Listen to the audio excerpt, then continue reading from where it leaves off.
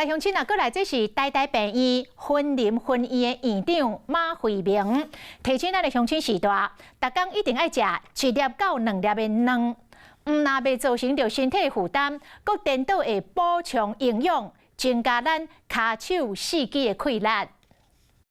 台大病院婚龄婚宴透过社区阿婆路的计划，统计许多人若是逐工会当拢食1粒卵，安尼伫咧3个月后，大家蛋白质营养得当达到需要标准。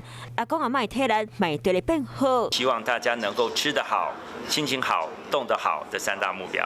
逐工食1粒卵，除了会当帮助社区许多人补充营养，同时嘛，互大家身体变更加勇健。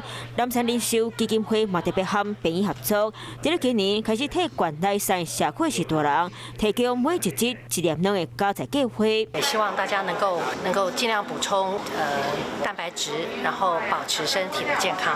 透过补充营养，基台病院和基金会共同合作，互地方的许多人会当得到更加完善的照顾。